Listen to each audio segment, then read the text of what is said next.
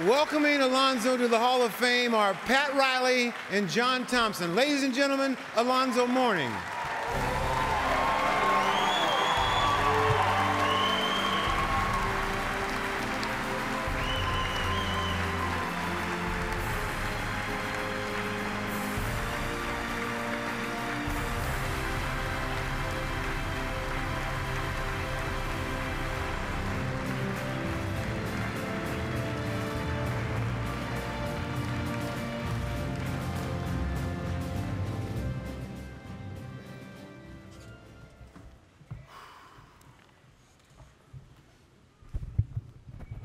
Wow.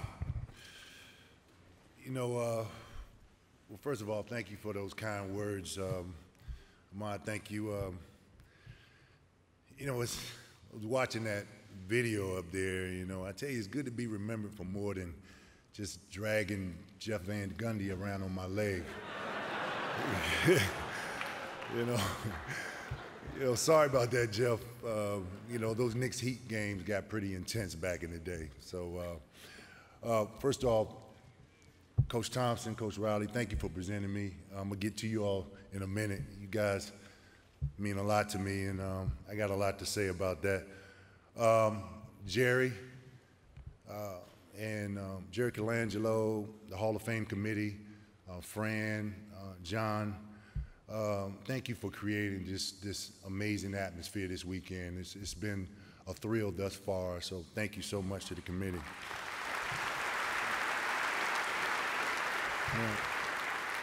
You know, first off, congratulations to my fellow Hall of Fame class members. This is the greatest honor possible.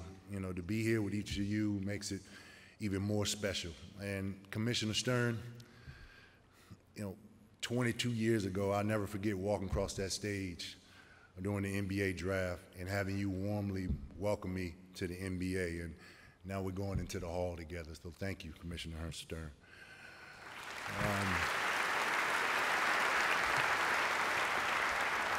You know, the best part and most amazing piece of this incredible journey is that I understand the obstacles I had to overcome to get here, which makes it even more rewarding. I am not supposed to be on this stage, you know, considering what life threw at me. The only reason I'm here and the only reason I'm on this stage and the only reason I did survive is because of God's grace.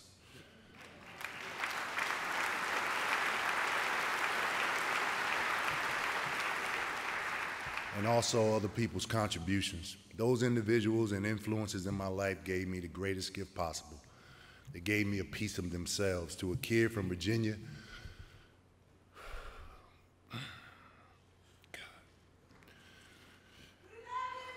Oh, thank you.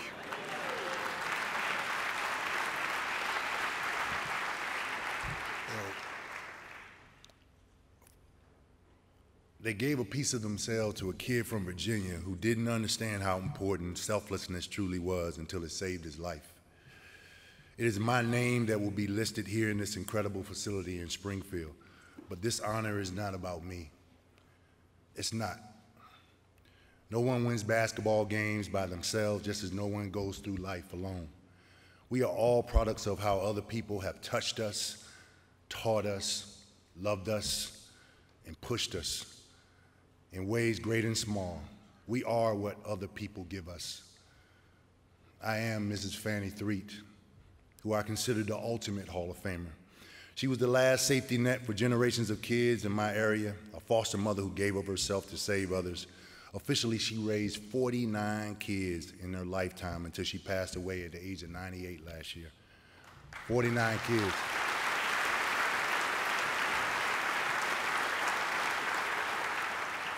I was one of those kids, and I was a kid who arrived as a guarded child, born to 2 teen parents in a rural section of Norfolk, Virginia.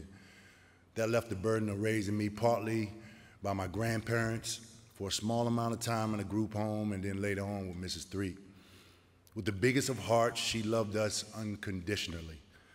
A retired school teacher and a woman of great spiritual conviction, she taught both the importance of education and faith.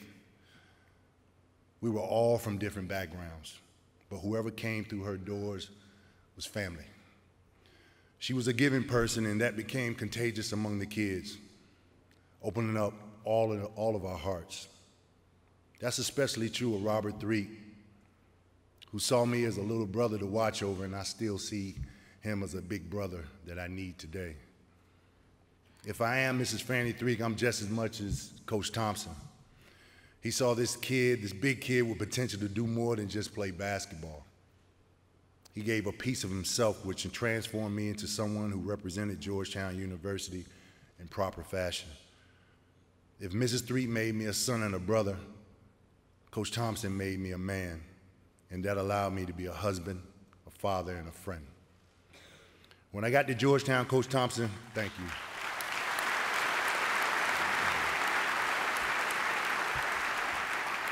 You know, when I got to Georgetown, Coach Thompson called me into his office, and I know he remembers this clearly. He showed me this deflated, rustic-looking basketball on the corner of his desk. He said my life needed to be more than just 7 to 9 pounds of air in a ball. This had to be more than what I could do with a basketball. I needed to be focused on what basketball could do for me. He challenged my intellect, and he said I was more intelligent than I was showing people, and just doing enough to get by, even if it meant receiving a degree, wasn't enough. With the same passion I competed with on the basketball court, Coach demanded all his players to compete. Just try. And make sure that this incredible gift of a world-class education wasn't wasted. So I competed under the relentless pressure of our academic counselor, Mrs. Mary Finley, who I love dearly. I became a good student. Coach wasn't satisfied, though. 98% of his players graduated from college, but it wasn't just about getting a diploma. It was about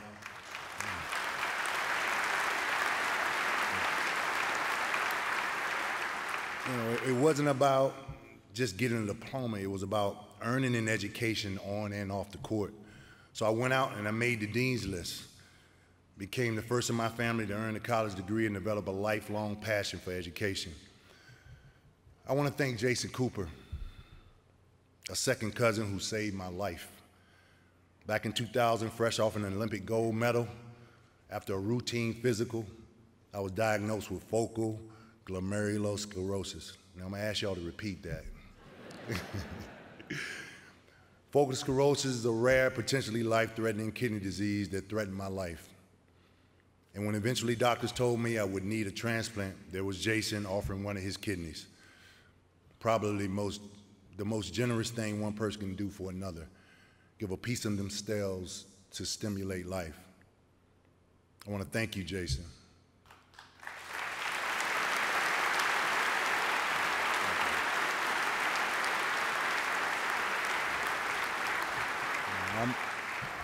I'm probably not standing here at this moment without you. You know, there's a common thread here, one that sustained me then and inspires me to this day. Through one of my favorite quotes, the truest way to live, the one that leaves the greatest footprint on the lives of many, is to do so for others, like Mrs. Threet, Coach Thompson, and Jason. They were far from the only ones who lifted me to this place. I want to thank my mom and dad, Alonzo Sr. and Julia.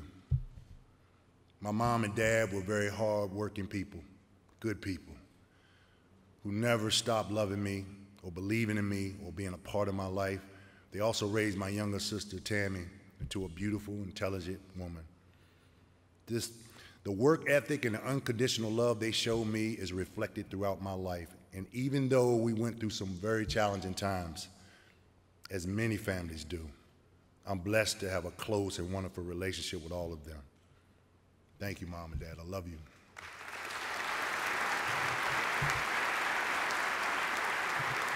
You know, my upbringing prepared me as a player where in the NBA, I was an undersized center, giving up 3-4 inches and sometimes 40, 50 pounds to some of the most dominant big men to ever play this game. To survive, I had to be stronger, tougher, faster, a lot more relentless than my opponent. I scrapped, I battled, I defended. I played every game like it was my last. And occasionally I threw an elbow or two. And by the way, I had fun doing it. I played that way because I had this deep hunger and passion inside of me to win. I also felt a tremendous obligation to my teammates. And I just tried to fulfill that by any means necessary. There was a great Bill Lassiter, my coach at Indian River High School, who has been living the past, 17 years, coach, with a heart transplant? 20, all right? Been living 20 years with a heart transplant and kind of still looks like he can coach. He preached the values of lockdown defense, played father figure when I needed one, and he kept me grounded. Coach Lassiter was taught the game by John B. McClendon, a pioneer among black coaches who enjoyed a connection with James Naismith himself. Coach McClendon is in the Hall of Fame. Even as a young man, I appreciated how special a lineage is. Alongside my teammates Greg Ford, Vinnie Nichols, Sean Bell, and others, we won a state title. I'm proud that Indian River finally arrived in Springfield. Thank you, Coach.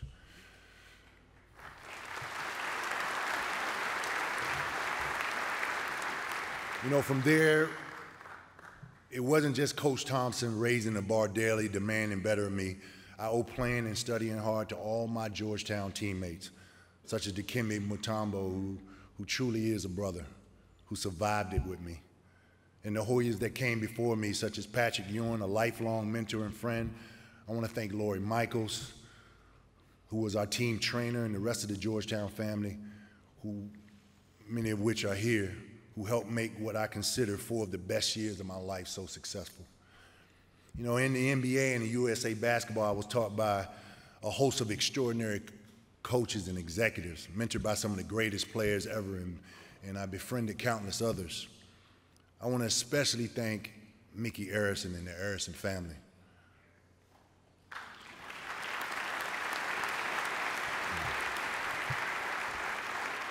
I know he's not here, but I know he's watching. Mickey, I consider you the greatest owner in all of sports. He invests so much in his players, not just as athletes. He sees us as people who can thrive in all ways under the positive family atmosphere that he has created. Today, I'm honored to continue to be a part of the organization, still learning about the business and life under Mickey Arison and his son, Nick. Now, before I'd say anything good about this person, I'm not mentioning any names right now. I just want to make note that I probably would still be under contract and getting ready for next season if it wasn't for his 3-4-hour practices during my career. Magic can relate to that for sure. Coach Riley, thank you. No coach was better at challenging my will to win and building an organization around shared commitment and self-accountability than Pat Riley. His basketball accomplishments speak for themselves. Even more impressive is the respect that he demands and the disciplined person he is every single day. Pat builds cultures of winning by enforcing professionalism and preparation, which became a part of my DNA. He drove players such as me, Tim Hardaway, Dwayne Wade, P.J. Brown, Udonis Haslem, to be the best we could be. I'm very thankful for his tutelage, his friendship, and decades of mentorship.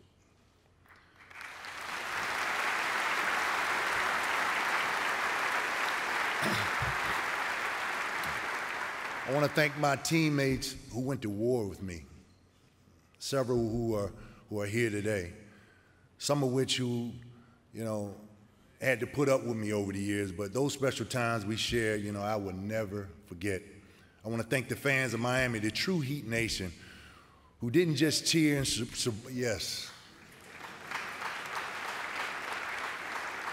who didn't just cheer and support me when I was winning, but stood tall when I was down and made me grateful to call South Florida home. I want to thank the medical staff led by our team orthopedic surgeon, Harlan Selzik, who kind of treated me like Humpty Dumpty over the years and always managed to put me back together again.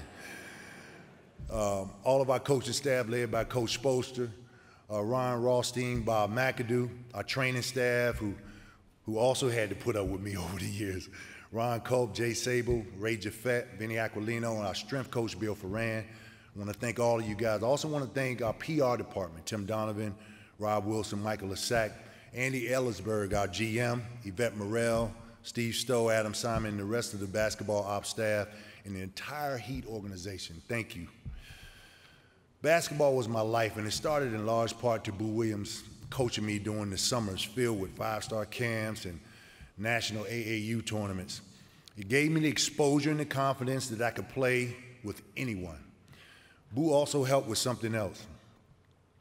When I was a junior in high school at the age of 17, we played at a tournament in Las Vegas. After one game, a friend of mine and his girlfriend introduced me to a young lady by the name of Tracy Wilson. We had a double date that night at Denny's. Fancy, huh? It was pretty fancy. It turned into a long-distance friendship to start. We were even pen pals. Yes, pen pals. You young people out there, this is what you had to do before social media, all right? I've known this incredible woman for 27 years now. She wound up attending Howard University in Washington, D.C., and we've been together ever since. Tracy is an amazing woman, wife and mother. I always tell her I love the way she loves our three children, Trey, Mike, and Elijah. I love her for her intelligence, patience, and sacrifices she made throughout my basketball career. I want to thank my children for their patience also. You know, being a professional athlete demands a great deal of time and focus. A lot of long, lonely hours in the gym, and a lot of, weeks on the road. Much of that was taken from them. I'm gonna tell you, to be deeply loved by someone gives you strength. I want to thank my wife and kids for their love and giving me the strength to get through all the obstacles throughout this journey. I love you.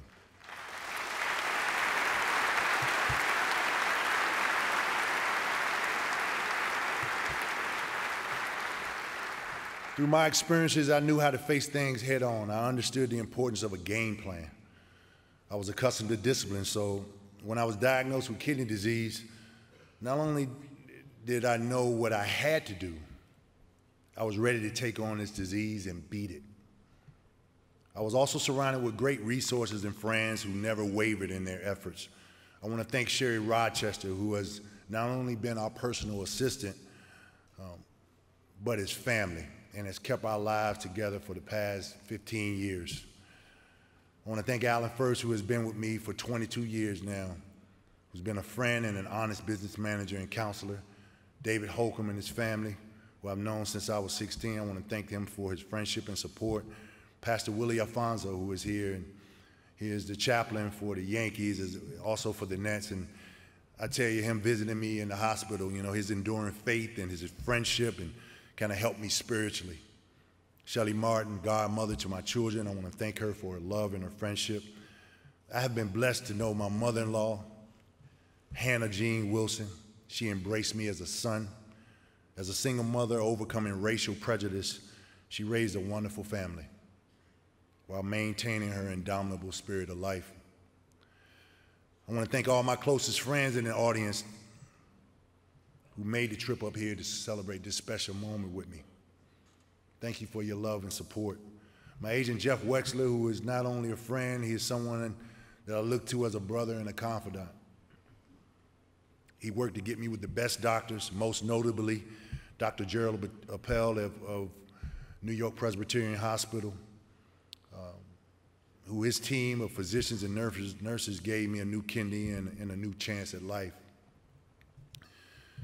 There was such purpose to my life at that point that I never doubted, no matter how long the odds, that I could one day return to the NBA. At least two people thought it was possible. Dr. Mark Hardy and Dr. Michael Goldstein, the two surgeons who performed a 5-hour transplant surgery that went to great lengths not to cut my abdominal muscles. Cutting those muscles is standard procedure, which would have finished my career. I also want to thank my holistic doctor, Dr. Kirby Hotchner, for changing my life and teaching me alternative ways of healing the body. I want to thank all those doctors. More than 20 million Americans suffer from chronic kidney disease. 20 million Americans, another 20 million who are at risk. And I immediately felt they were joining me on my recovery and return. They wrote to me, they cheered for me, and most importantly, inspired me. Attempting to play pro basketball after a transplant changed people's mental approach to overcoming many of the health obstacles they were dealing with. I had people say to me, retire, stop, you can't do this anymore, you have nothing else to prove.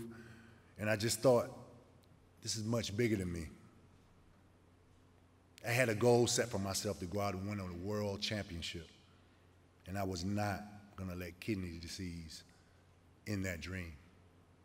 There is nothing more, thank you.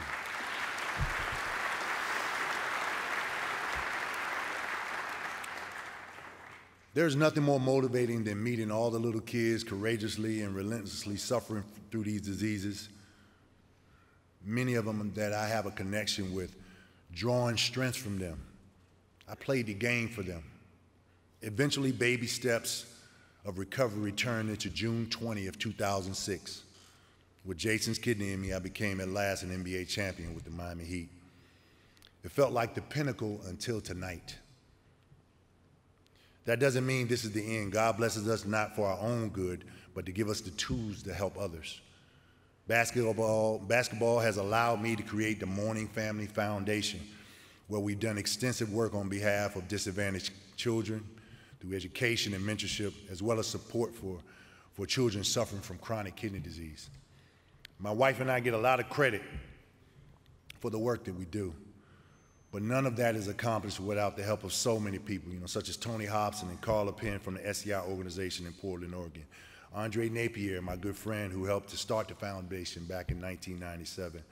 Marty Margulies, a Heat season ticket holder and a developer who built the Overtown Youth Center out of pocket. There's Bill Diggs, Tina Brown, our largest consistent donors and supporters from Lennar, Stuart Miller, and Linda Cole from the Carnival Foundation, our entire board and our staff, all of them who work tireless hours. Thank you so much. This is what basketball has done for all of us, and this is how it will continue to make it work. I never shield away from challenges, ever. A friend of mine once shared a quote, "When obstacles arise, you change your direction. You do not change your decision to get there." I stand here as a man of many directions, of all of which have led me to this place, the right place.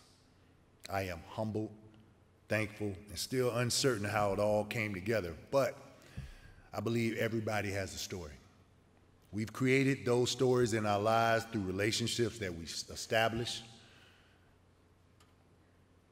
And I also stand here before you today at this podium in front of this crowd, inside this wonderful auditorium. I can say this is one of those times where I can give. This is not my day. This is Mrs. Fannie Threet's day. This is Coach Thompson's day. This is my entire family and friends who has contributed to this particular moment. This is everyone whose selflessness I spend every day trying to repay. I want to thank you all for recognizing me and all of them. Thank you so much for this amazing honor, and God bless you all.